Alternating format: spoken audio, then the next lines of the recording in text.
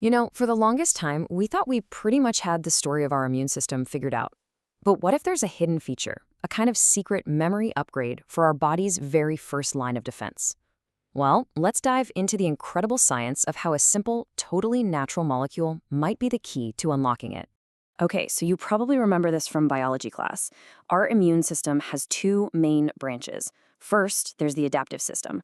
Think of it as the specialist. It's really smart, it learns to recognize a specific invader, and it creates antibodies to remember it forever. But it's slow to get going. Then you've got the innate system, the first responder. This one is lightning fast. It sees a threat, it attacks. Simple. The rule has always been that this system is just brute force, and crucially, that it has no memory. But, see that little question mark there? That's where things get really interesting. Exactly. I mean, just think about it. What if that super fast first responder system wasn't just swinging blindly? What if it could actually be trained to be stronger and faster and just better for the next fight? Not just against one specific thing, but against any future threat. Well, this groundbreaking idea actually has a name. It's called trained immunity. And the best way to think about it isn't like adding new hardware to your body. It's more like upgrading the fundamental operating system of your immune cells. So here's the official definition. Trained immunity is basically a process where our innate cells get a kind of permanent software update after they encounter a specific trigger. And this isn't just a temporary boost either.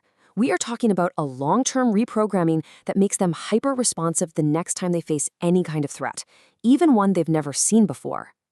So how does this whole upgrade actually happen? Well, you can break it down into 3 simple steps. First, you need an initial exposure to something we'll call the trainer.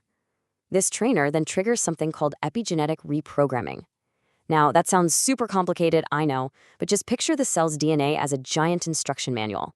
This process doesn't rewrite the book, it just puts sticky notes on the most important pages so the cell can find them and act way faster next time. And the result of all that? A much, much more powerful response to the next challenge. So you're probably wondering, what is one of these amazing trainer molecules? Well, let's meet the star of our show today, beta-glucan. This is a totally natural compound, and it just happens to be one of the most powerful and well-studied inducers of trained immunity we know of. And what's really cool is our bodies don't make beta-glucans. We actually encounter them all over the place in nature. They're a type of polysaccharide found in the cell walls of things we see every day, like yeast, think baker's yeast, mushrooms, different kinds of bacteria, and even in grains like oats. Okay, but this next part is absolutely critical. You have to understand this. Not all beta-glucans are the same. It turns out their physical shape, their structure, is literally everything when it comes to their ability to train our immune cells. And don't just take my word for it. A 2024 study in the journal iScience puts it perfectly. It's not enough for the molecule to just bump into the cell. The cell has to physically recognize it and then, well, it has to eat it. That whole process of engulfing the particle, it's called phagocytosis. That is the action that flips the switch and commits the cell to get trained. And this is why that physical structure is so important. On one side, you have particulate, non-soluble beta-glucans. These are like little solid particles.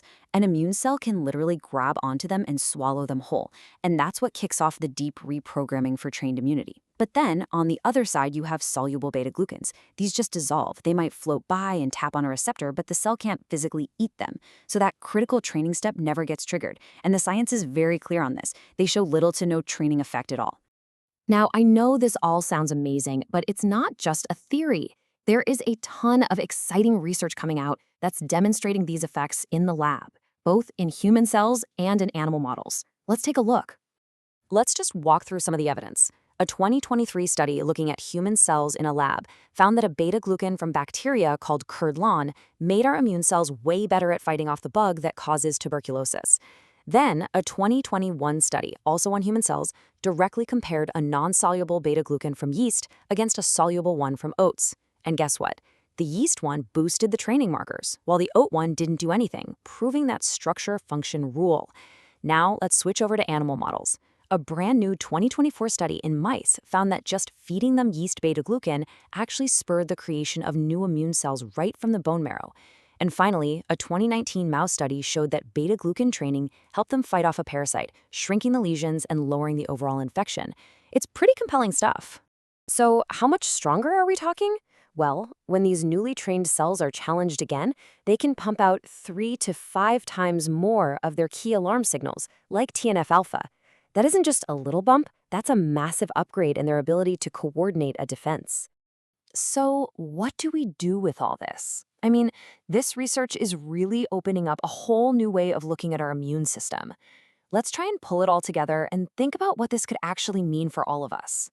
All right, let's recap the big ideas here. Number 1, our fast immune system can actually be trained. It has a memory. 2, natural molecules called beta-glucans are a key to unlocking this training.